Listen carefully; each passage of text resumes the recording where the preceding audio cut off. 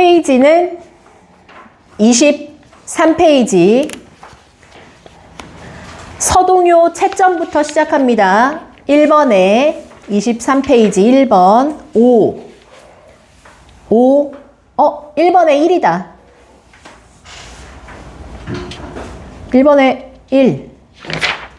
서동요 답 맞지? 2번에 5.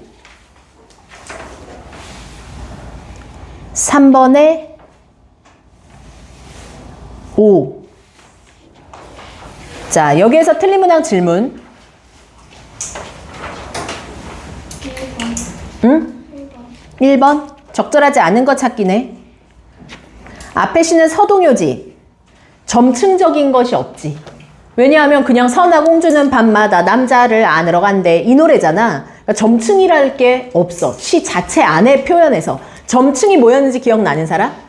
갑이나 점층이 뭐야?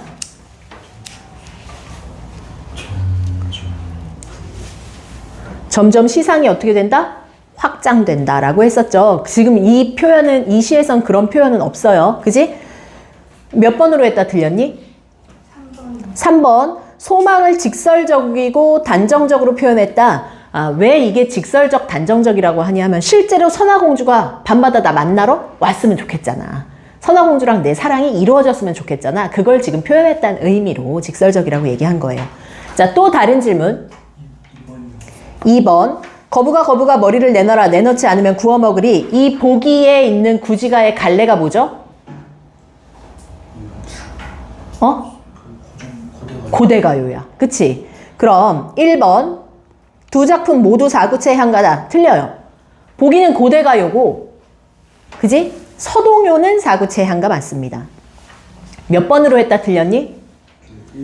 1번이요. 왜 틀렸는지 알겠지? 근데 5번은 이 시는 실현되지 않은 일을 이미 일어날 것처럼 선화공주랑 사랑이 이루어질 것처럼 표현이 돼 있고요.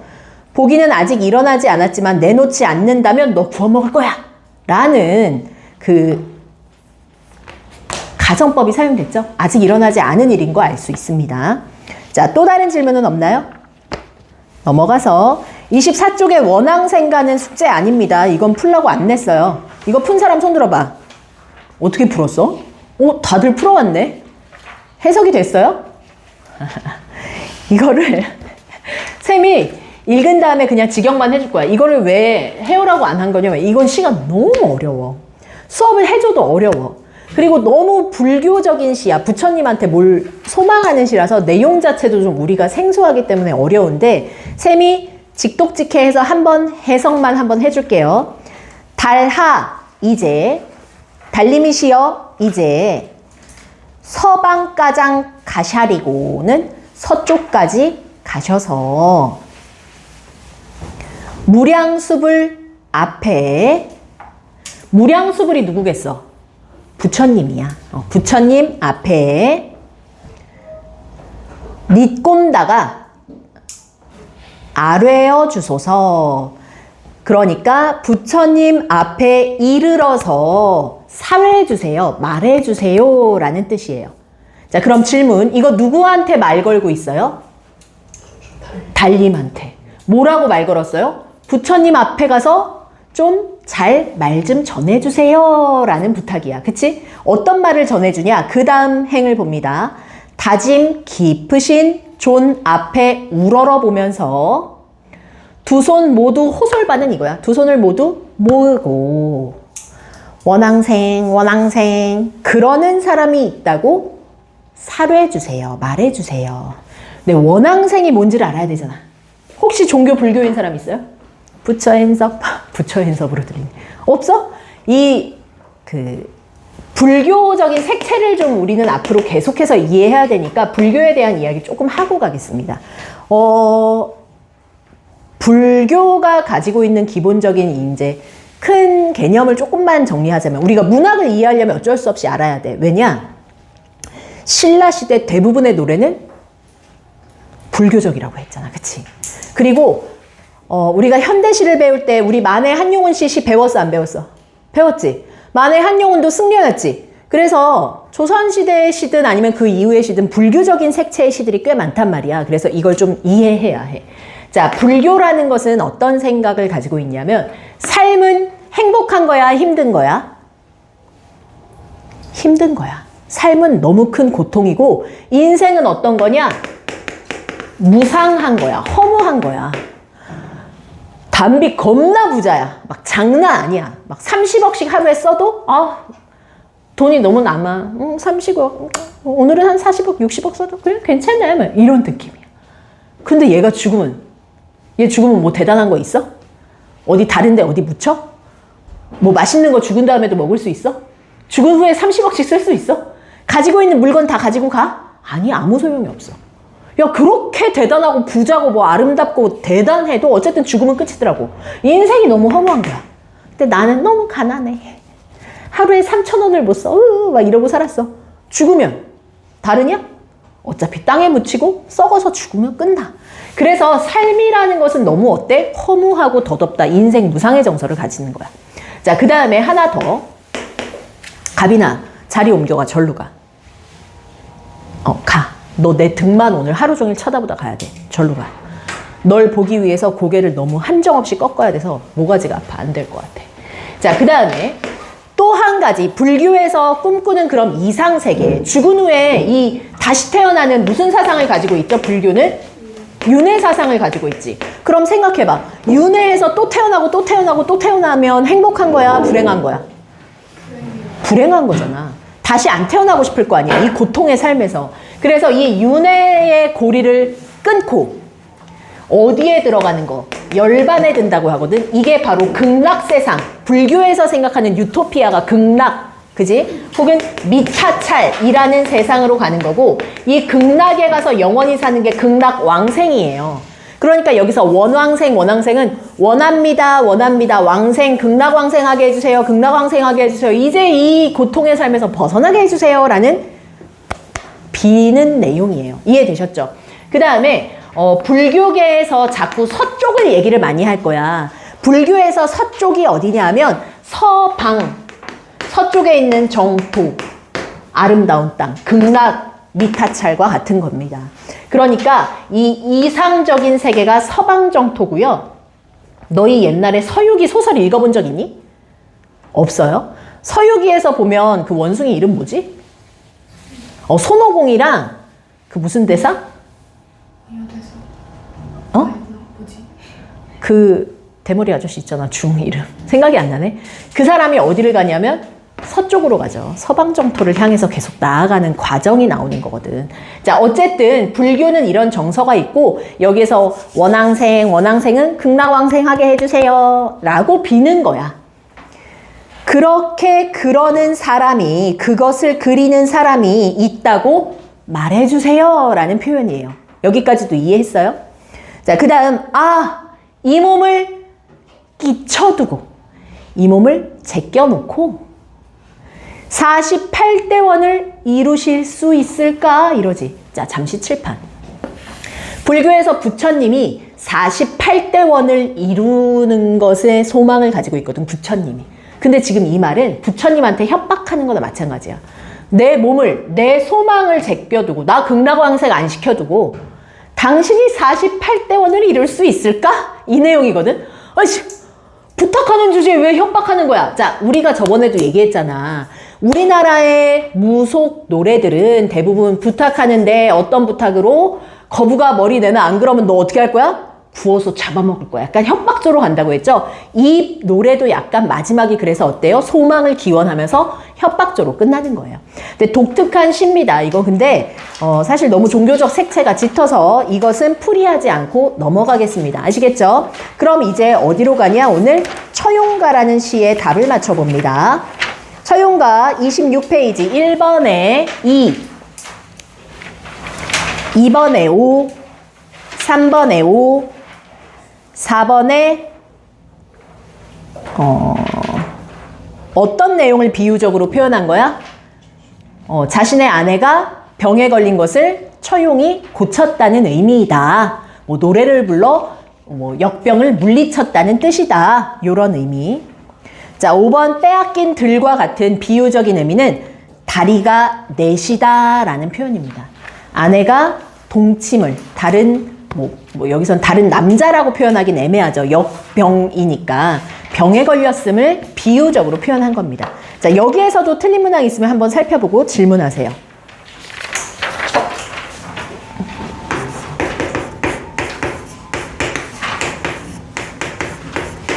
없나요? 3번이요. 3번 한번 볼까요? 기억에 나타난 시적 화자의 태도입니다. 기억의 태도를 뭐라고 잡았어, 얘들아? 우리 예린이는 기억 태도를 뭐라고 생각했어? 아만을 어찌하리이꼬가 무슨 뜻이었어요? 이렇게 된 걸 어찌하겠는가? 그럼 어떤 태도로 생각해야 돼? 체념적인 태도로 잡았어요. 맞아요? 그럼 체념적인 태도로 생각을 하고 문항을 봤을 때 이거 몇 번으로 해서 틀렸니? 틀린 사람 이거 몇 번으로 해서 틀렸어? 4번 한 사람 있고 3번 한 사람 있고 지민이는? 너 이거 안 틀렸어? 2번. 그러면 전부 다 적절하지 않은 걸 찾아야 되는데 1번 봐. 가다가 배부른 독 이렇게 생긴 거야. 배부른 독에 설진 강수라고 돼 있죠. 이 강수는 술을 의미합니다. 강한 술이요. 강한 술을 빚노라. 조롱 꽃의 누룩이 술 만드는 거지. 그치? 이 누룩 술이 매와 잡사와니 나를 붙잡으니 내 어찌하리이꼬. 야, 그러면 앞에 내용은 몰라도 내 어찌하리이꼬 이것만 봐도 어때? 어떤 태도야? 체념적 태도잖아. 이건 현실이 너무 고통스러워서 술을 안 마시고 어찌하겠는가? 그냥 술 마시면서 체념하는 태도예요. 오케이? 그 다음 2번.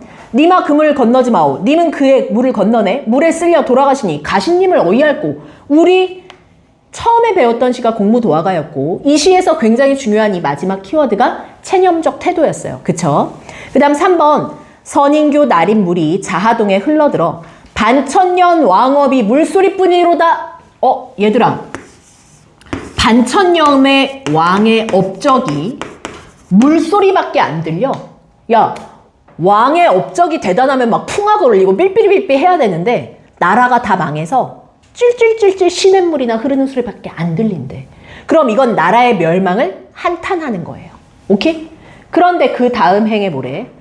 아이야, 이거는 한탄하는 겁니다. 아 하는 감탄사 정도.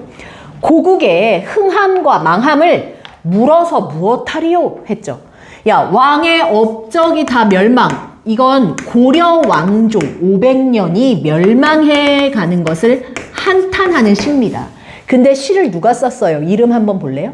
정도전. 맞아? 근데 정도전이 고려의 멸망 이후에 조선을 건국하는 개국공신인 거 알죠? 그쵸? 그러면 고려 멸망 한탄하는 것 같지만 마지막에 나라가 이미 망했는데 그 흥하고 망하는 거 뭐 자꾸 따지냐. 그냥 이제 고려는 잊어. 체념해. 조선 만드는데 같이 힘이나 쓰자. 이 정서가 사실 숨어 있어요. 그래서 얘도 체념적 태도로 해석할 수 있습니다. 4번 시도 낸들 어이하리요만 봐도 벌써 어때? 체념적이라는 거 알 수 있죠? 자, 그런데 고기로 앉아. 5번 한번 보세요. 자, 청산은 내 뜻이야. 청산은 어때? 칠판? 푸른 산이지. 얘들아, 이 산은 변해 안 변해? 안 변하고 그 자리에 계속 있지. 이게 내 마음이래. 그럼 내 마음은 변해 안 변해? 안 변하고 그대로 있지. 녹색 흐르는 물은 님의 마음이지. 님의 마음은 아침 저녁으로 막 흘러가 버리니까 변해 안 변해? 변하는 거야. 청산은 그대로지만 녹수가 흘러간들 청산이야 변하겠는가? 변한다 안 변한다? 안 변해. 내 마음은 안 변하는데 우리 님은 어떻게 돼버렸어? 날 떠났어. 날 버렸어. 맞지? 그 다음 마지막. 녹수도 저 님도 나를 못 잊어서 울면서 흘러가는가? 이것은 님도 나를 어떻게 했으면 좋겠다. 잊지 않았으면 좋겠어. 저 사람도 날 좀 기억해줬으면 좋겠어 라는 마음이거든. 그러니까 전혀 체념적이지가 않은 거죠. 그래서 5번이 답입니다. 이해되셨어요? 자, 또 다른 질문. 2번. 세 번째 줄 보세요. 열병신 따위야 핵감이로다. 천금을 줄까 처용합이여. 칠보를 줄까 처용합이여. 천금도 칠보도 다 싫고 밑줄 쳐. 열병신을 나에게 잡아다 주소서. 야, 이때 처용은 전혀 상대를 관용하거나, 그치? 상대를 용서해주지 않죠. 그 키워드는 읽어냈니? 넌 몇 번으로 해서 틀렸니? 이 시의 시적 화자는 처용 자신이지만 앞에 시는 처용이 화자죠. 보기 시는 시적 화자가 처용이나 역신이 아니야. 그러니까 천금을 줄까 처용합이요. 질문하잖아 처용한테. 그치? 그리고 열병신 잡히면 큰일 났다. 열병신은 횟감이다. 이건 화자가 작품 밖에 다른 인물이 열병신의 마음도 처용의 마음도 따로 전달해 주는 거야. 이해돼요? 그래서 4번은 맞는데 5번 한번 소리내서 읽어볼래? 주원아? 보기에서 욕심에 대한 처형을 방어가 드러나긴 하지만 욕심에 관용을 덮은 점은 이시와 동일하다. 전혀 관용적이지 않잖아. 잡아서 회쳐서 죽인대잖아. 그리고 이걸 내가 수업 시간에도 한번 얘기했어 안 했어? 했어요. 수업 시간에 얘기하는 내용 잘 기억하십시오. 아시겠죠? 자, 오늘 제막매가를 나갈 건데요. 페이지 몇 페이지야? 28페이지 제막매가 펴세요.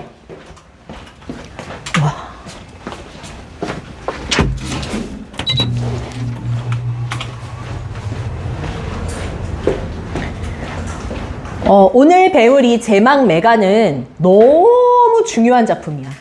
너무 중요해. 왜 중요해? 고등부 1학년 때 일단 내신으로 모두 다 만나게 될 거야. 근데 지금 배운다고 해서 전부 다 기억하진 못하겠지만 그래도 핵심적인 내용은 좀 기억하고 가자고. 아시겠죠? 자, 그런데 제막매가에서 눈으로 대충 보세요. 우리 저번 시간에 향가 배운 거 기억나요? 향가가 몇 구체, 몇 구체, 몇 구체 형식이 있다고 했었죠?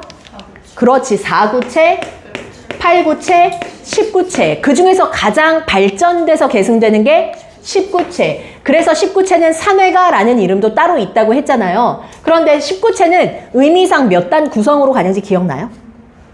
4구체, 4구체, 마지막을 뭐라고 불러? 낙구. 그치?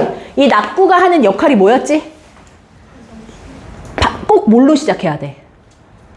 뭐 이런. 뭘로 시작해? 감탄사로 시작을 꼭 해야 돼. 그리고 이 감탄사를 통해서 시상이 뭐 돼야 돼? 전환돼야 돼. 그리고 시상이 뭐 돼요? 집약된다라는 이 키워드. 한마디로 모든 주제가 이 낙구에 집약되는 겁니다. 이해되셨죠? 실제로 그런지 오늘 19채 향가를 한번 처음으로 배워볼 건데 제막매가의 내용을 미리 얘기하자면 제사 지내는 노래예요. 누구를? 죽은 매 누이를. 죽은 누이를 제사 지내는 노래라는 뜻입니다. 아시겠죠? 자, 시를 만났으면 우리가 누구를 먼저 찾을 거야? 화자 찾고, 그 다음은 정서 찾고, 그 다음은 정서 상황을 찾은 다음 뭘 찾아야 돼? 상황을 먼저 인식을 해야겠구나. 정서를 찾고 표현 방법을 잡읍시다. 아시겠죠? 근데 얘들아, 요런 향가들은 의미상 3개 단락으로 나뉜댔잖아. 그래서 좋은 점은 좋게 해석하기에는 4구체, 4구체, 낙구 이렇게를 해석해 주는 게 좋아. 보통 이렇게 3단으로 갈 때는 기, 서, 결이라고 해서 기에서는 정서가 시작되는 거야. 누이가 죽었으니까 어떤 정서 시작되겠니? 슬프겠지. 슬퍼. 서에서는 더 슬퍼. 심화되겠지. 결에 가서는 시상이 뭐 돼야 된다고? 한 다음은 전환. 슬프지만 어떻게 해야겠어? 라는 이 태도를 잘 인지해 보세요. 자, 시를 한번 같이 낭송을 해보겠습니다. 읽을 수 있어? 이거 읽을 수 있겠어? 내가 이거 반치음 어떻게 읽어야 된다고 알려줬나? 한번 그래도 읽어는 봅시다. 배웠으니까 뭐 그지같이 읽어도 상관없어요. 그리고 틀리게 읽어도 이 클래스 안에 그 누구도 틀린지 모르니까 당당하게 읽읍시다. 여원이 읽어봐. 생사기는 우리 이상을 너무 부럽거리고 나는 간다 말도 못다 이르고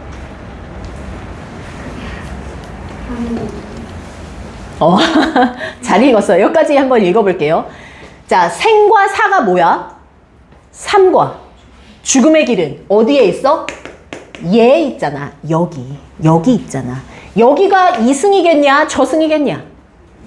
그치. 삶과 죽음의 기로. 나 죽을 것 같은데 큰일 났다. 살고 싶은데 뭐 이러는 것은 이승에 있지. 그치. 이승에 있고. 머뭇거리면서 나는 간다 라고 말도 못다 이러고 어찌 가셨습니까? 하지. 그럼 이때 나가 누굴까요? 누이야, 누이. 이게 동생이에요. 동생이에요. 어쨌든 누이가 죽은 거야. 그리고 삶과 죽음의 기로에서 머뭇거리면서 두려움을 느낀 것도 누군 거야? 누이인 거야. 이 누이를 생각하면서 어떻게 말 한마디 못하고 이렇게 갑작스럽게 죽었니? 하면서 한탄하고 슬픔을 느끼는 건 누구야? 화자야. 이해되셨어요? 이렇게 인지하면 돼요. 그런데 한번 질문해 볼게요. 얘들아, 죽어서 헤어졌든 뭐 했든 이것도 어쨌든 이별의 정안이라고 해도 돼, 안 돼? 되는데 이별 중에서도 좀 더 디테일하게 잡잖아. 그럼 죽을 사자 써서 사별의 슬픔을 노래한 시다 라고 할 수 있는 거야. 여기까지도 이해됐나요? 자, 그러면 처음 시작은 생과 사의 길은 여기 있음에 머뭇거리고 나는 간다는 말도 못다 이르고 가셨습니까? 하는 슬픔의 한탄입니다. 됐어요? 여기까지 이해됐어요? 너희 주중에 학습해와야 되니까 잘 필기 잘해가. 알았지? 자, 어느 가을 이른 바람이 불었어. 이에 저에 떨어질 잎과 같이 한 가지에서 나고도 가는 곳을 모르는구나 하는 한탄입니다. 자, 해석 들어갑니다. 바람이 휙 불어서 이파리가 툭 떨어졌대. 이건 너무 자연현상으로 당연한 거 아니니? 그치? 근데 예린아, 바람이 불었다의 이 바람이 누이에게 닥친 죽음이라고 생각해봐. 그런데 이르게 불었대. 바람이 빨리 불었나 봐. 너무 원래 불지 않아야 될 시기에 불었나 봐. 그럼 누이의 죽음이 빠르고 갑작스러운 거야? 아니면 죽을 때 돼서 죽은 거야? 너무 빠르고 갑작스러웠던 거야. 그래서 누이가 이른 바람에, 이른 죽음에 떨어지는 잎은 누구를 비유한 걸까요? 그렇지, 누이예요. 누이가 죽음에 이기지 못하고 톡 떨어져서 죽었어. 그럼 한 가지에서 났다. 이 한 가지는 누구예요? 나라는 이파리랑 누이라는 이파리가 팔랑팔랑 하나의 가지에서 솟아났대. 그럼 한 가지가. 그렇지. 한 부모 혹은 한 핏줄을 의미합니다. 한 부모에게서 태어나서 잘 살다가 갑작스럽게 죽다니 너무 슬프구나 하고 한탄하는 정서예요. 이해됐어요? 자, 그런데 얘들아, 한탄과 슬픔이 여기서는 좀 더 심화, 깊어지면서 중요한 정서를 하나 찾아낼 거야. 야, 한부모한테 태어났는데 어제까지만 해도 이 집 너 뭐야? 이 반찬 내가 먹을 거야. 나 치킨 먹을 거라고. 내가 다리 먹을 거야. 막 이랬던 애가 갑자기 오늘 죽었어. 그래서 하룻밤 자고 일어났더니 내 형제가 내 곁에 없는 거야. 그럼 너무 인생이 어떻겠니? 허무하지. 너무 슬프지. 걔가 막 갖고 싶다고 해서 힘들게 산 거 사면 뭐해? 저거 가지고 가지도 못하네. 좋아한다고 1년 동안 돈 모아서 용돈 모아서 샀던 물건 죽으니까 가져가? 가져가지도 못하네. 맛있는 음식 걔 먹을 수 있어 없어? 못 먹네. 자, 여기서 느끼는 정서가 바로 뭐냐? 인생의 무상감을 느끼는 거예요. 너무너무 허무하고 덧없는 거야. 그치? 그런 후에 마지막 구를 뭐라고 부르지 우리가? 성원아, 우리 마지막 구 뭐라고 부르기로 했지? 낙구. 떨어질 낙자 써서. 자, 낙구는 반드시 뭐로 시작하기로 했어? 감탄사로 시작하기로 했어. 그래서 하고 감탄사로 시작했죠. 맞죠? 그 다음에 뭐래? 어디에서 만나재요? 미타찰에서 만납시다. 나는 할 때 이 나의 동글 별표. 세 번째 행에 있었던 나는 누나고요. 그러니까 누나라고 하면 그렇지. 누이, 여동생이고요. 밑에 있는 마지막 구행에 나오는 나가 진짜 1인칭 화자 나예요. 자, 미타찰에서 만납시다. 나는 뭐를 닦으며 기다리겠어요? 돌을 닦으며 기다리겠어요. 이러고 시가 딱 끝나요. 그쵸? 자, 그러면 미타찰이라는 공간은 죽은 이후의 공간 아닙니까? 그쵸? 자, 그래서 선생님 여기로 빼서 미타찰 한번 설명 들어갑니다. 너희가 이걸 내신으로 시험 볼 건 아니잖아. 그래서 내신 키워드는 좀 빼기는 하겠지만 그럼에도 불구하고 모의고사도 되게 내신처럼 나오는 문항들이 있어. 3차를 풀어본 친구들이 느꼈을 텐데 3차에 가는 길 나오잖아. 그 시에 대한 질문은 너무 내신적인 문제거든 사실. 근데 그건 3월 모평 기출이야. 그러니까 어이없지만 배웠다는 전제 하에 뭔가 좀 공부 좀 하고 왔을 거라는 전제 하에 내는 문제들도 있으니까. 자, 미타찰 아까 초반에 선생님이 얘기했어요. 불교적인 세상에서 미타찰은 불교의 천국, 불교의 이상세계. 그러니까 지금 이 미타찰이라는 것은 화자가 꿈꾸는 이상세계야. 그치? 그리고 중요한 거, 이 미타찰에서 다시 만납시다라고 했지. 그럼 누이랑 뭐 하고 싶은 공간이야? 그렇지, 재회를 소망하는 공간이야. 굳이 따지자면 살아있을 이승이 아니라 죽은 이후의 세상인 거죠. 이해되셨나요? 자, 미타찰에서 다시 만납시다. 그 다음 뭐라고 했어? 나는 돌을 닦으며 기다리겠다 했죠. 야, 돌을 닦는다는 건 내가 힘들고 고통스러워도 불교의 귀의에서 열심히 고통을 이겨내면서 잘 살아서 다음 생에, 그러니까 다시 죽고 나서는 이제 미타찰 가서 누이를 만나고 싶은 소망인 거잖아. 그럼 돌을 닦으며 기다린다는 것은 내가 현재의 삶을 힘들어도 열심히 살아나겠다는 구도자적 자세, 종교의 귀의에서 구도자적 자세라고 봐도 되고, 힘들지만 삶을 잘 살아내겠다는 의지적 태도라고 해도 맞아요, 안 맞아요? 맞죠, 그쵸? 그럼 이 시는 미타찰에서 다시 만납시다 했으니까 재회를 소망하면서 끝났잖아요. 맞아요? 그럼 질문합니다. 죽었는데 뭘 재회해? 얘가 이렇게 생각할 수 있는 이유가 뭐야? 불교 때문이야. 맞지? 그러면 이게 불교에서 나타내는 무슨 사상 때문이야? 윤회 사상. 혹은 불교에서 인연이 계속된다는 걸 무슨 설이라고 하냐면 연기설이라고 해요. 인연이 끊이지 않고 계속돼. 내가 이번 생에는 담비랑 나랑 선생님이랑 제자로 만났잖아. 다음 생에 나는 개미가 될지도 몰라. 막 기어가다가 담비 발에 칵 밟혀서 되질지도 몰라. 이건 몰라. 하지만 어쨌든 인연이 닿은 거야, 안 닿은 거야? 우리가 몰라도 인연이 될 수 있대. 그래서 이런 걸 연기설이라고 해. 그 다음 한자성어 갑니다. 만남이 있으면 반드시 헤어짐이 있고, 회자정리. 헤어지면 반드시 다시 만난다. 헤어짐이 있으면 만남이 있다. 그걸 한자성어로 뭐라고 하게? 한 번도 안 들어봤을 것 같긴 하다. 거지. 뭘 것 같아요? 거자, 필, 반. 반드시 필, 다시 만나게 된다. 아시겠죠? 요런 것까지는 좀 알아두시면 우리 친구들이 내신이든 모의고사든 풀이할 때 어렵지 않을 것 같아요. 자, 그러면 질문합니다. 이 시가 분명히 처음에 슬퍼. 너무 슬퍼. 슬픔 심화됐지. 인생이 너무 허무해까지 갔지. 그 다음에 갑자기 뭘로 갔냐면 다음에 시상이 전환됐어, 안 됐어? 됐잖아. 지금 슬픔을 뭘로 이겨내고 있어? 종교로 승화한다라는 말이 여기서 나오는 거야. 슬픔을 종교로 극복한다. 그래서 슬픔을 다 극복하고 열심히 살아가겠다는 의지적 태도로 가는 거야. 이해되셨죠? 자, 그래서 이 시는 절대 절망하는 시는 아닙니다. 성원이 이해했어? 보통 슬픔을 이겨내기 위한 방법이 되게 다양한데, 공무도화가는 죽으니까 뭐래? 가신님을 어찌할꼬? 체념했지. 얘는 죽은 이후에 뭐래? 미타찰에서 다시 만납시다. 종교로 슬픔을 이겨내는 거야. 이해되셨어요? 자, 요 키워드들이 조금 다르니까 잘 기억해 두시고요. 자, 지금 내가 시간을 좀 줄 거야. 화자. 1인칭 화자 나왔어, 안 나왔어? 이 시에서. 나왔어. 예린아, 어디에 있는 화자지? 몇 행?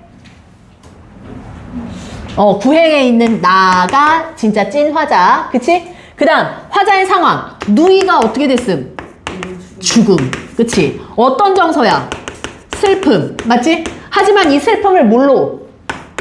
종교로 극복까지 기억하면 더 베스트. 맞죠? 자, 그 다음에 표현 방법 찾는데 시간을 1분 30초 정도 드릴 거고요. 한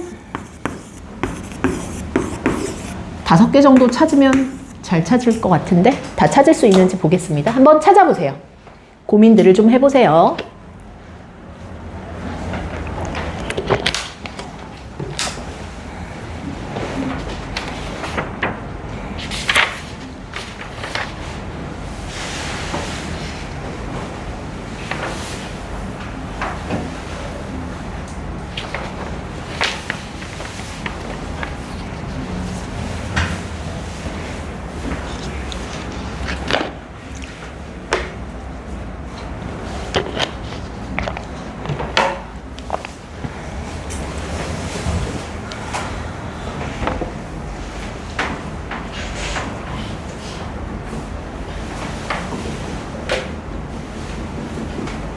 자, 됐나요? 좀 찾아봤어? 하나라도 찾았으면 하나 대봐. 뭐 찾았는지 보자.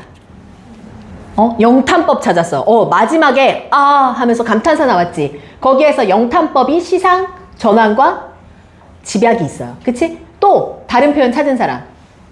시야는 못 찾았어? 하나도 못 찾았어? 안 돼!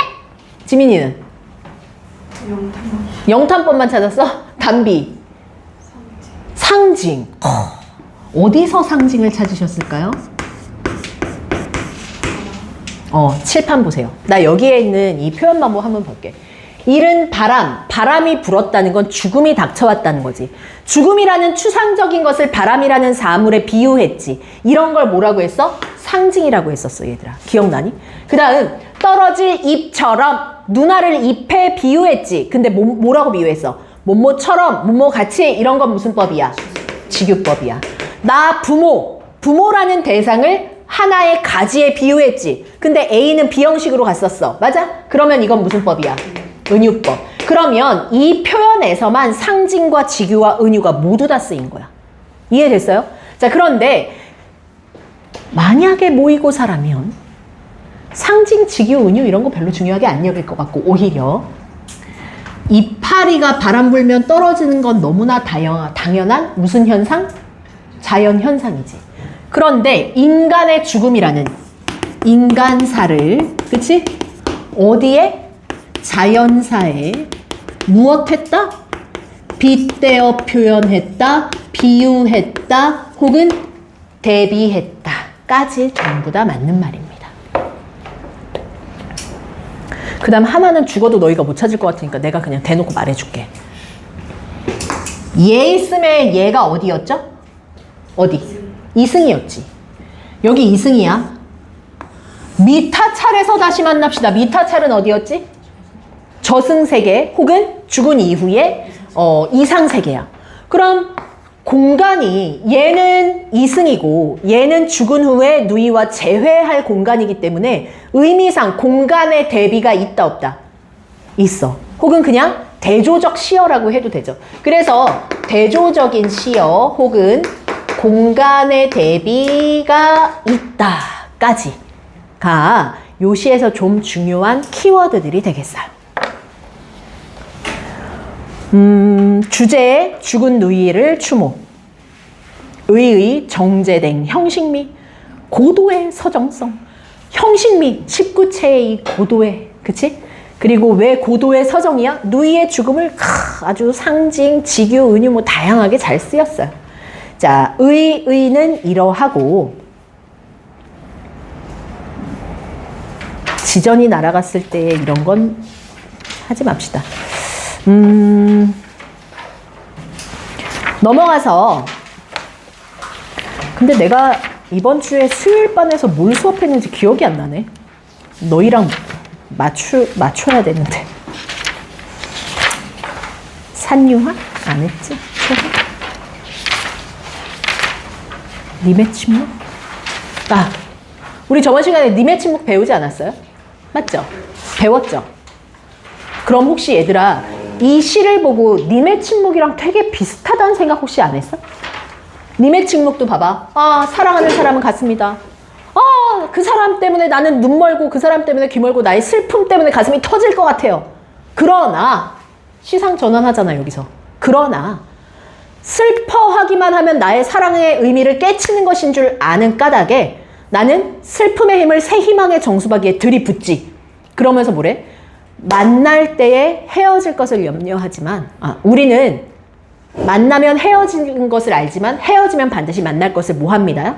믿습니다라는 구절이 있었잖아. 그럼 그 시에서도 거자필반, 불교의 윤회사상, 연기설, 예로 슬픔을 승화했어 안 했어?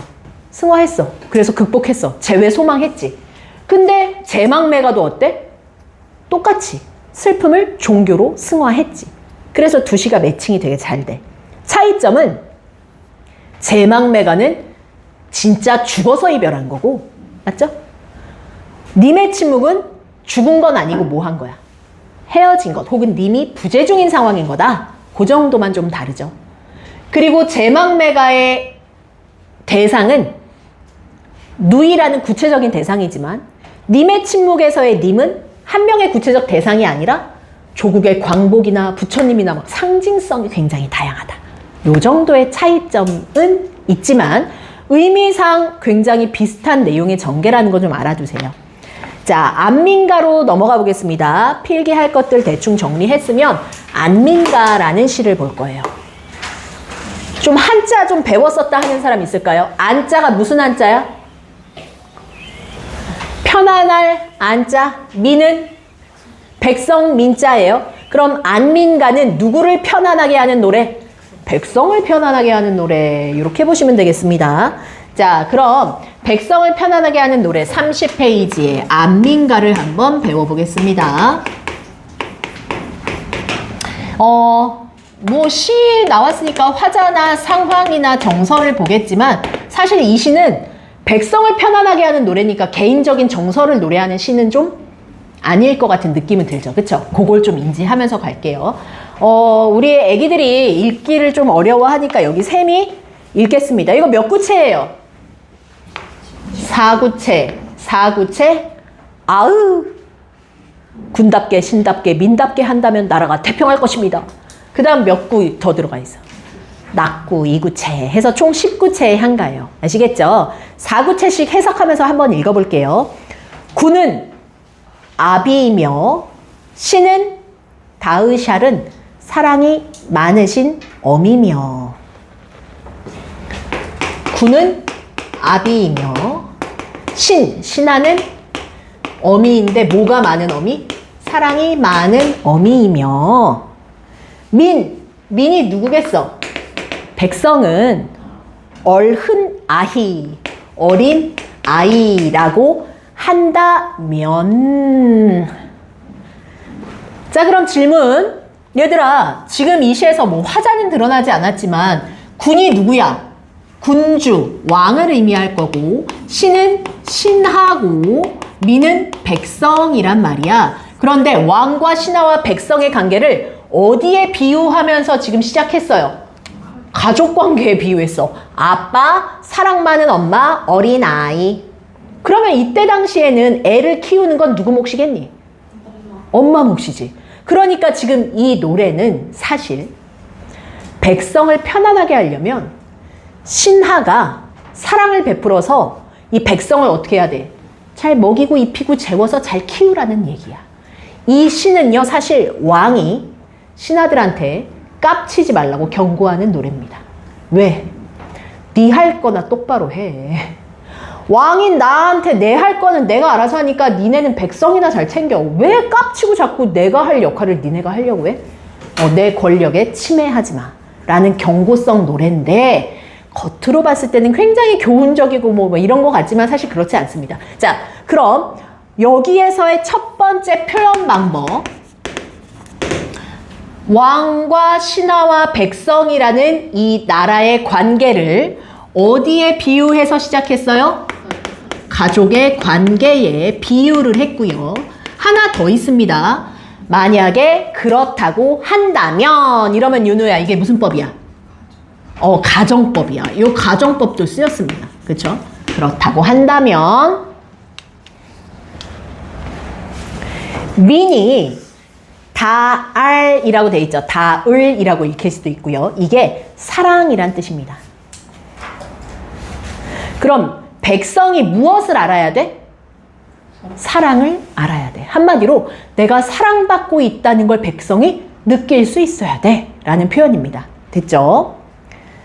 그 다음 꿈을 다히 살쏜 물생. 이게 무슨 뜻이냐? 꾸물거리는 살아있는 생물. 누가 꾸물꾸물거리는 살아있는 생물인 거야? 백성이. 이 꾸물꾸물거리는 이 어린아이 같은 이 백성이 이를 먹여 다스려야 한다. 이 백성을 잘 먹여서 다스려야 한다. 이 땅을 버리고 어디로 가려 할 때, 누가 이 땅을 버리고 어디로 가려고 해? 백성이. 아, 대한민국 헬조선이야. 난 이 대한민국을 떠나겠어라고 생각할 때 뭘 알아야 돼? 아니야. 이 나라는 나를 사랑하고 이 나라가 날 보호해줘. 난 이 나라에 있어야 돼. 라는 생각이 들어야 될 거 아니야. 그래서 뭐래? 꾸물거리는 이 살쏜물생 이를 잘 먹여 다스려라. 이 땅을 버리고 어디로 가려고 할 때 나라를 지니고 있다는 것을 알아야 한다. 나에게 나라가 있어. 나는 대한민국 백성이야. 라는 생각을 가져야 한대. 자, 여기까지가 팔구체죠. 아으, 감탄사고요. 그 다음 군다이, 다이라는 뜻이 뭐냐 하면 뭐뭐답게라는 뜻입니다. 그럼 직역해 볼까요? 왕답게, 신하답게, 백성답게 한다면 나라가 태평할 것입니다 라고 하죠. 자, 근데 누구누구답게 산다라는 것을 정명사상이라고 해요. 명이 이름 명자라서 이름에 걸맞게 살아야 한다는 사상입니다. 근데요, 이 사상은 좋은 사상만은 아니에요. 야, 백성이면 백성다워야 하지. 너 공부 잘한다고 뭐 대단한 인물 될 수 있어? 안 돼. 그지? 이게 신라시대는 골품제도 있었잖아. 신분제도가 굉장히 명확했거든. 그래서 이 정명사상은 그 신분이면 그 신분답게 살아. 노비면 노비답게 살아야지. 더 이상 그거에서 올라서려고 하면 안 되는 거거든. 그래서 정명사상은요, 평등사상 이런 거랑 완전 대척점에 있어요. 정명사상은 뭐냐? 그 이름에 걸맞게 살라는 뜻이기 때문에 신분제도를 굉장히 더 명쾌하게 하는 사고방식입니다. 한마디로 왕이 뭐라고 얘기하는 거야? 신하면 신하답게 무릎을 꿇어라. 이 개념이라고 보시는 게 더 맞습니다. 아시겠죠? 어쨌든 자기가 할 역할을 자기의 이름에 걸맞게 산다면 나라가 어떨 거다? 태평할 거다. 그럼 백성은 뭘 해야 되냐? 어린아이처럼 사랑을 받아라. 신하는 뭐 해야 되냐? 사랑 많은 어머니니까 이 백성을 잘 먹이고 입혀라. 왕은 뭐야? 아빠. 그때 당시 아빠는 뭐 했을까요? 뭐 돈을 벌어오든지, 뭐 집안을 크게 봤을 때 뭐 대소사를 결정한다든지, 그건 내 몫이니까 신하 자식들아 자꾸 내 일에 참견하지 마. 이러는 내용이에요. 이해되셨죠? 자, 19채 향가 성격 보세요. 유교적이야. 왜? 유교? 왜? 칠판? 신하는 신하답게 충성을 다하라는 뜻이지. 이건 유교야. 근데 신라 시대에는 유교적인 사회가 아니었기 때문에 굉장히 독특하게도 얘 하나만 신라 노래 중에 유교적인 성격이 좀 있습니다. 자, 주제를 한번 읽어볼까요? 주제 찾았어요? 주제 시야 읽어줘. 나라를 다스리는 머리 같이 시골 언니는 더 인물에서 올바른 방책, 치구간민, 백성을 잘 다스리는 거, 국태민안, 백성을 편안하게 하는 거, 뭐 이런 교훈을 주는 굉장히 교훈적인 성격의 노래고요. 의의를 보면 향가 중에 유교적 이념 노래한 유일한 작품이라고 돼 있죠. 그치? 이게 유일하게 좀 독특합니다. 자, 그래서 31페이지까지는 숙제로 할 거고요. 축축축 넘겨서 답 맞춰야 될 게 있는지 한번 볼게요. 71페이지 보세요. 여기 우리 숙제였어요? 여긴 다 풀이 끝난 곳인가요? 그러면 뒤로 또 넘어가서 설로 넘어가겠습니다. 설 파트. 슬견설과 이욕설 중에 어디가 과제였죠? 이욕설만 과제였나요? 참화설도 과제였죠? 맞아요. 이 두 편에 대해서 배움을 오늘 좀 진도를 나가보도록 하겠습니다. 자, 이 옥설의 설이 무슨 의미라고 했었지? 이야기. 썰 푼다 하잖아. 이야기. 근데 이야기 중에서도 지어낸 이야기, 겪은 이야기. 갈래가 기억이 안 나? 이거 한문 뭐라고 했어? 설. 한문 수필이라니까? 수필이니까 이 글 안에서 말하는 사람은 글쓴이 자신이 겪은 이야기를 바탕으로 말하는 거야. 이해되셨어요? 자, 그런데 이 옥설에 이 옥은 무슨 뜻이야? 집을 고친 썰. 야, 내가 오늘 집 고친 썰 푼다. 내가 있잖아. 옛날에 비를 맞은 곳이 3군데 있었거든, 우리 집에. 2군데는 맞은 다음에 작년에도 또 맞고 그 전년에도 또 맞고 계속 쳐맞았어. 근데 요 한 군데는 올해 한 번 딱 비 맞았거든. 그래서 내가 고치려고 봤더니 2개는 어떻게 됐어? 행랑채 2칸은 몇 년을 비를 맞았으니까 완전 석가래까지 썩어서 기둥을 다 갈아야 돼. 돈도 되게 많이 들었어. 못 고쳐 거긴 난리야. 근데 여기 한 번 비 맞은 건 싸게 금방 고쳤어. 자, 그 일화 부분이 경험입니다. 뭘 고친 경험? 행랑채라는 말 쓰지 말까요? 그냥 집을 고친 경험을 바탕으로 이야기가 시작되는 거예요. 이해됐죠? 자, 그 부분을 한번 읽어볼게요. 가 부분이 바로 그 부분입니다. 효서가 여기 크게 읽어주세요. 행랑채가 생각하여 집중할 수 없게 되는 것이 색감이다. 나는 마지 못하여 이를 너무 싫어했다. 그런데 그 중에 2칸은 앞서 정말 그가 생지가 오래되었으나 나는 그것을 알면서도 이런가 저런가 망설이다가 손을 대지 못했던 것이고, 나머지 한 칸은 비를 한 번 맞고 샜던 것이라 스스로 기회를 받았던 것이다. 이번은 순리하려고 본즉 비가 생지 오래된 것 상태의 석가를 해치며 기둥, 돌부가 모두 썩어서 못 쓰게 되었던 까닭으로 수리비가 엄청나게 됐고, 한 번밖에 비를 맞지 않았던 한 칸의 제목들은 언제나요 다시 쓸 수 있었던 까닭으로 그 비용이 많지 않다. 자, 여기에서 지금 집을 고친 경험을 얘기했는데 특별히 어렵지 않죠. 뭐 대단하게 설명할 건 없어요. 굳이 찾자면 어떤 표현 방법이 쓰여 있냐면 2칸짜리랑 1칸짜리. 얘는 오래 비 맞은 거, 얘는 한 번만 맞은 거. 얘는 모두 다 못 써서 다 고치느라 비용 되게 많이 들고 엄청 고생했고, 얘는 온전해서 비용 별로 안 들고 금방 고쳤다. 그러니까 의미상 서로 뭐 되는 거야? 대조의 표현 방법 하나만 기억하고 넘어갈게요. 여기 내용 어려운 거 없어요. 근데 나글에서부터 되게 중요해집니다. 나글을 예린이가 한번 읽어주세요. 나는 이해했던 것이 있었다. 사람의 몸이 썩어도 마찬가지라는 사실을 서로서 알고서도 서로 고치지 않는 그 자신이 나중에 되는 것이 마치 나무가 떨어져 쓰게 되는 것과 같으며, 잘못을 알고 고치기를 꺼내지 않으면 해를 받지 않고 다시 착한 사람이 될 수 있으니 저 집의 제목처럼 말끔하게 다시 쓸 수 있는 것이다. 자, 느낌 바가 뭐야? 집을 고친 경험을 통해서 무엇을? 사람의 몸도 비슷하더라. 사람도 뭐 하나 잘못했을 때 빨리 고치면 그 습관이 안 들지. 빨리 착한 사람이 돼. 근데 거짓말하던 걸 계속 거짓말하게 뒀더니 걔가 점점 어떻게 됐어, 나중에? 찐 거짓말쟁이가 돼서 와, 이건 완전 버릇이 돼서 못 고치더라고. 라는 내용이잖아요. 그럼 얘들아 봐봐. 여기에서 사용된 표현 방법을 혹시 인지할 수 있을까요? 집 고쳤던 경험? 오래 두니까 고치기 어려웠어? 사람도 비슷해. 유사점. 사람도 오래 두면 고치기 힘들어져. 그렇지. 이게 바로 유추의 방법입니다. 선생님, 유추가 뭐예요? 라고 물으신다면 유사성을 가지고 있기 때문에 A와 B가 유사한 점이 있으면 나머지 부분들도 유사할 거라고 생각해서 추론하는 게 유추예요. 자, 유추는 무슨 성을 가지고 있어? 유사성을. 집이랑 사람 몸이랑 어떤 유사성? 오랫동안 두면 나중에 고치기 어려워 라는 유사성.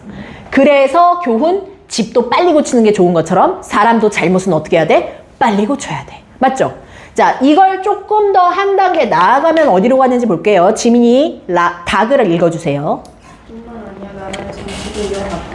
백성을 죽이며 우리들을 내버려 두었다가는 백성들이 독탄에 빠지고 나라가 위태롭게 된다. 그런 영화에 다시 바로 잡으려 하면 이미 썩어버린 제목처럼 때는 늦은 것이다. 어찌 성가지 않겠는가. 자, 여기 한 단계 더 나가서 이제 뭐까지 갔어? 나라의 정치도. 역시 무슨 방법이에요? 유추입니다. 나라의 정치도 잘못된 게 있을 때 빨리 고치면, 국회의원이 누가 잘못됐어. 그럼 빨리 고치면 그 사람이 이제 다시 나란 일이 잘 돌아갈 텐데, 그걸 두고 온 국회의원이 다 썩어버리면 나라가 어때? 멸망할 지경이더라. 그래서 잘못된 정치는 빠르게 고쳐야 된다라는 교훈을 주는 글입니다. 자, 그런데 뭐 유추의 방법이 사실 제일 중요하고요. 집 고친 이야기에서 사람의 고치는 이야기, 그리고 나라의 정치까지 가니까 의미가 점점 확장되잖아요. 점층의 방법이 있다고도 말할 수는 있지만 그건 크게 중요하지 않으니까 유추를 잘 기억해 둘 거예요. 그 다음 나 마지막 표현 방법 갑이나 마지막 줄 한번 다시 읽어볼래?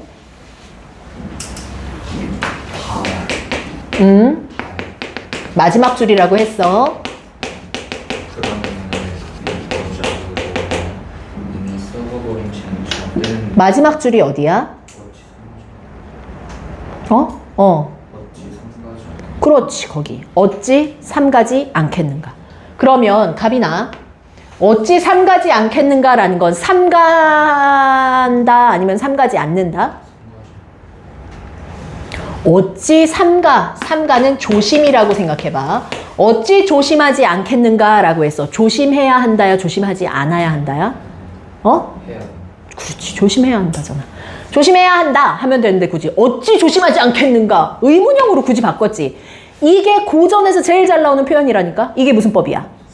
그렇죠, 서리법입니다. 서리법의 역할이 뭐였었어요? 의미를 강조하고 싶은 거야. 어떻게 하라고? 조심해. 그지? 야, 빨리 고쳐야 돼, 너. 잘못된 거 얼른 고쳐라고 강조하고 싶을 때 이런 서리법 많이 사용합니다. 시에서든 수필에서든 소설에서든 서리법은 진짜 지긋지긋하게 너무 많이 나올 거거든, 고전은. 그러니까 잘 찾을 수 있어야 돼. 그리고 고전에서 서리법이 당연히 있을 거라고 생각해서 또 틀리면 안 되는 게 진짜 질문일 수도 있잖아. 밥 먹었는가? 진짜 밥 먹었냐고 물어보는 거잖아. 그런 건 서리법은 아니야. 그런 건 근데 뭐라고 말할 수는 있어. 서리적 표현. 서리적 표현은 진짜 의문형도 가능하죠.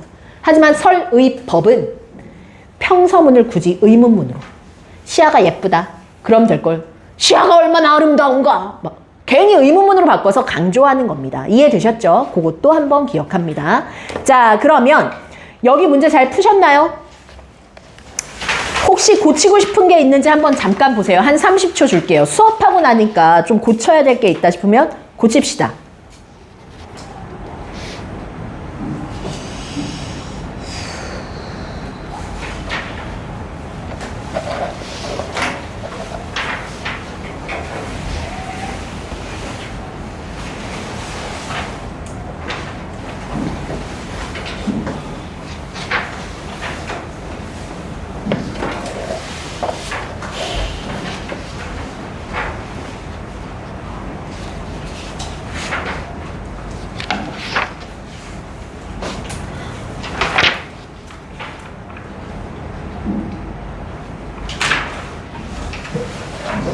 자, 됐습니까?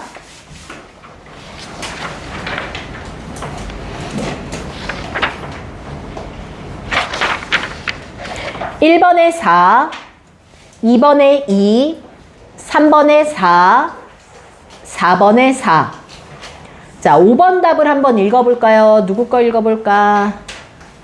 담비 5번에 뭐라고 썼어? 못 썼어? 5번 내용을 굳이 얘기하자면 이 사람이 무신 집권 초기에 활동했다고 돼 있잖아. 그러니까 처한 시대 상황, 무신 집권의 혼란한 상황 속에서 개인적 상황, 문신, 얘는 문신이었어. 문신이라고 하니까 몸땡아리에 문신. 문신으로서 잘못된 정치를 올바로 잡고자 하는 생각을 가졌기 때문이다. 이렇게 써주시면 좋겠네요. 자, 객관식이든 어디든에서 좀 틀린 문항이 있습니까? 여기에서 3번이요.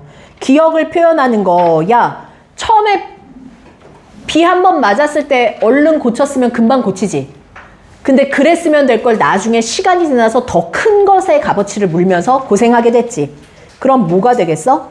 호미로 막으면 될 것을 빨리 재빠르게 안 해서 가래로 막는다. 호미는 요만큼 작은 농기구고요. 가래는 엄청 큰 거거든. 이해됐어? 그래서 4번이고 너 혹시 3번 했어? 3번은 더 뒤에 있는 내용이지. 어떤 거? 빨리 고치지 않으면 나중에 그 사람이 어떻게 돼? 나쁘게 된다. 뭐 정치가 나빠진다는 내용까지 가려면 3번이 더 적절한 것 같아. 4번이 더 적절하고 그 뒷내용을 포인트로 잡으면 3번이 적절하고. 오케이? 또 질문. 4번. 참새야, 마지막 줄 밭에 벼랑 기장을 왜 다 없애니? 이랬지. 그럼 힘들게 농사 짓는 사람 거 다 수탈해가는 대상으로 지금 참새 원망하는 거잖아. 그럼 누구로 할 거야? 뭘로 잡을 거야, 앞에서? 백성을 좀 먹는 무리들이죠. 됐어? 자, 그 다음에 참아설로 갑니다. 참아설은 뭘 빌린 이야기? 말을 빌려 탄 이야기. 마가 말맞자입니다. 자, 그럼 말을 빌린 걸로는 또 무슨 썰을 푸는지 한번 보겠습니다. 자, 처음을 읽어볼게요. 주원이 읽어줘.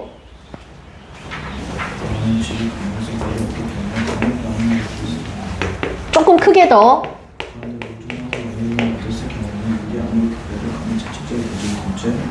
금방에도 쓰러지고 넘어질 것처럼 점점 금강의 기수 교차하며 도랑이가 또 만나면 또 말에서 모릅니다. 그래서 후회하는 일이 거의 없다. 반면에 말력이 높고 기가 쫄깃하며 잘 달리는 주말을 얻었을 경우에는 이익이 양양하여 공짜로 채찍질에 갈리기도 하고 고삐를 높이면서 언덕과 골짜기를 모두 평지로 던지는 채 매우 유쾌하게 질주합니다. 그러나 간혹 위험하게 말에서 떨어지는 발간을 면하지 못한다. 4번의 감정이라는 것이 어쩌면 이렇게까지 다양해지고 뒤바뀔 수 어렵단 말이다. 어느 부분에 비해서 잠깐 봤을 때도 오히려 위험했는데 한놈의 진짜를 자기가 가져오는 경우가 더 많은 걸까? 자, 여기까지 보니까 참아설에서 말을 빌린 거에서도 똑같지 않아요? 이옥설이랑? 잘 달리는 젊은 준말을 빌려 탔을 때랑, 그치? 늙고 노쇠하고 노둔한 말을 빌렸을 때 태도가 어떻게 달라졌었죠?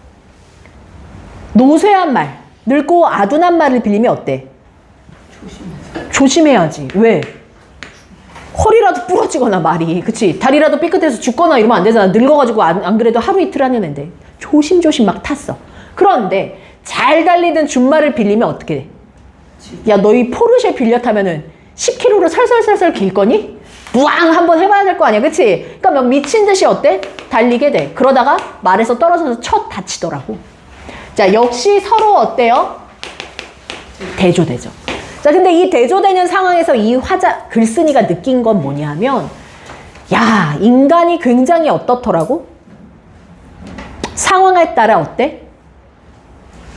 여기에 있는 표현대로 한번 읽어볼까?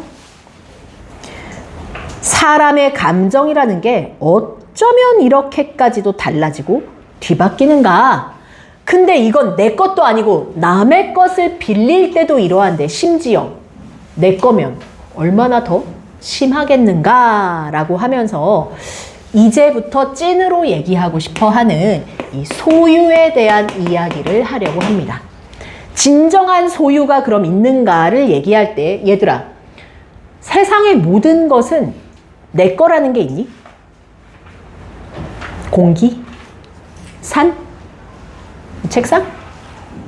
엄마 아빠? 엄마 아빠도 너희 소유물은 아니잖아, 그치?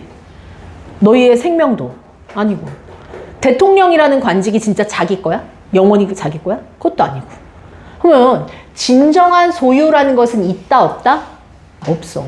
모두 다 빌려서 사는 것이다 라는 소유에 대한 깨달음을 얘기해요. 그러면 원래 네 거 아니면 막 쓰면 돼, 안 돼? 안 되지. 잘난 척 깝치면 돼, 안 돼? 안 되지.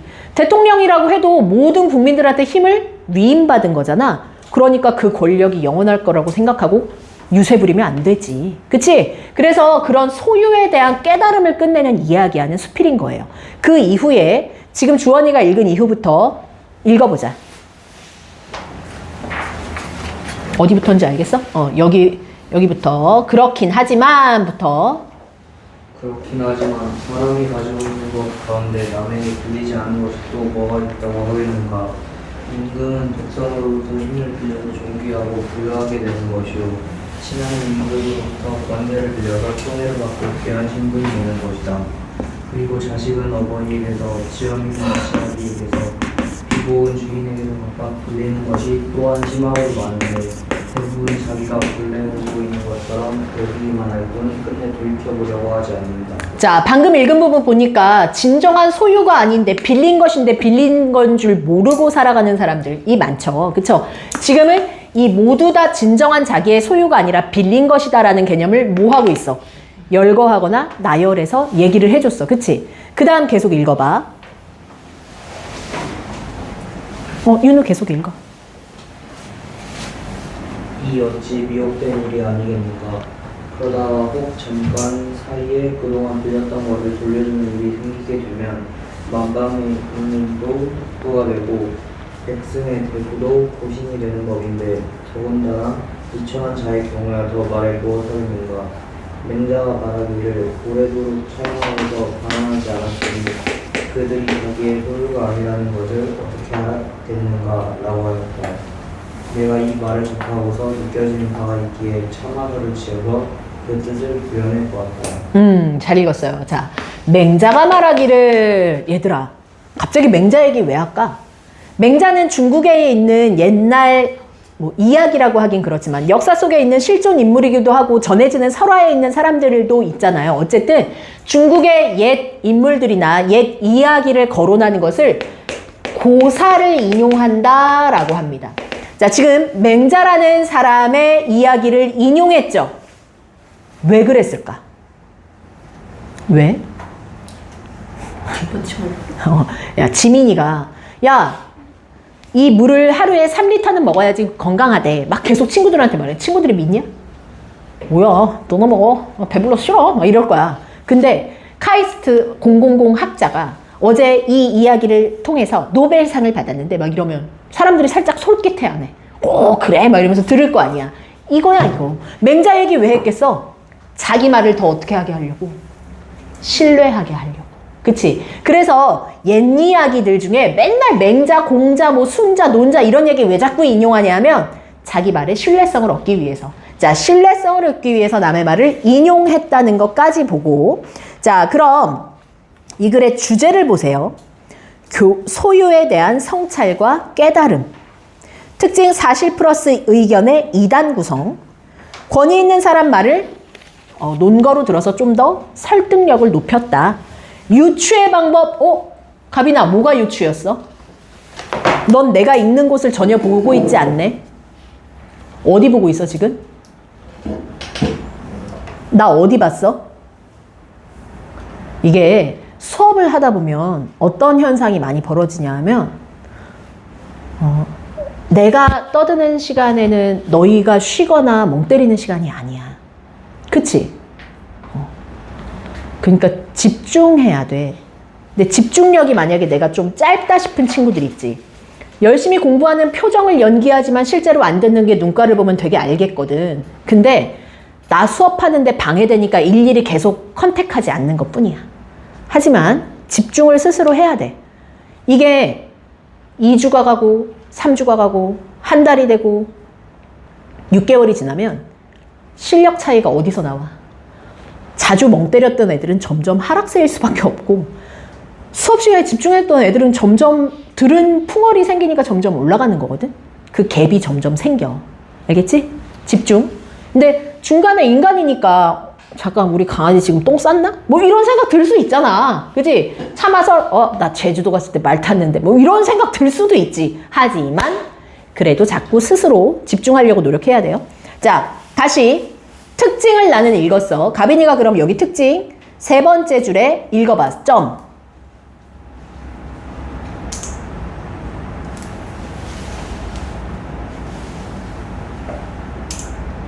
읽어.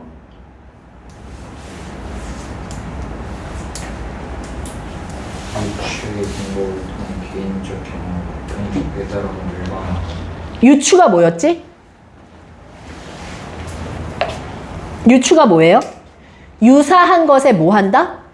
빗대어서 유사성이 있으니까 다른 것도 유사할 거라고 추론하는 게 유추야. 알겠지? 말 탈 때 보니까 자기 소유인 줄 알더라고, 사람들이. 빌린 것도. 그치? 그래서 비슷하게 사람을 살아가는데 모두 다 빌린 것이니까 잘 깨달아라. 진정한 자기의 소유는 없다야. 그 다음 너희가 서술자를 전부 다 1인칭 주인공 시점이라고 썼는데 미안해 얘들아. 이건 수필이거든. 그래서 시점이라는 건 없어. 글쓴이 자신이야. 시점이 주인공이 따로 있는 게 아니라 글쓴이 자신이 자기가 자기 얘기하는 거야. 이해됐죠? 다들 여기 1인칭 주인공 시점이라고 썼길래. 자, 그러면 수업을 들은 거 바탕으로 혹시나 바뀌는 문제가 있는지 한번 잠깐 살펴보세요. 한 30초 드립니다.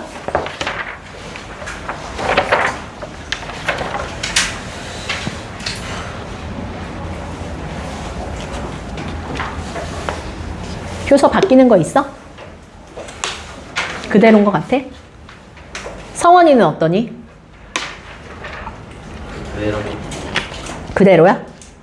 그럼 어디 다 맞는지 한번 가서 볼까?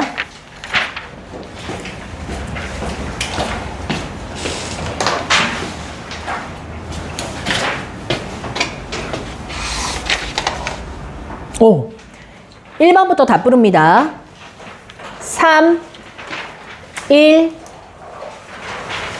2, 4. 틀린 문항을 살펴봅시다. 혹시 질문이 있나요? 다 맞은 사람 손? 5번? 5번은 이제 불러줄게. 여기에서 일단 요 객관식 문항에서 질문하고 싶은 선지 있어요? 3번 선지? 3번에 몇 번? 4번? 글쓴이가 보기의 상황에 대해 말해줄 거지. 글쓴이가 보기 상황에 말해줄 거야. 보기는 백성 땅 빼앗지. 그럼 다 지가 지 권력이 자기 건 줄 알고 잘난 척하고 있는 상황 아니야? 보기가? 그런 사람한테 어떤 내용 얘기해 주는 게 맞겠어? 야, 권력자들이 백성들한테 수탈하고 있는 상황이면 뭘 말해줄까? 그렇지. 그러니까 내가 어떤 상황을 찾아야 되지를 먼저 잡지 않고 그냥 1, 2, 3, 4, 5에서 맞는 말 같은 걸 찾는 문제가 아니라. 이해돼? 매칭을 잘 시켜야 되잖아. 근데 네가 4번으로 생각하는 건 앞에 있는 그 수필의 주제랑 조금 거리가 멀어지지. 그치? 그러니까 그런 걸 좀 염두에서 풀면 돼. 오케이? 자, 만복사 젖보기부터 149페이지까지는 과제입니다. 문학은 잠시 쉬었다가 이제 독서 영역으로 넘어갈게요.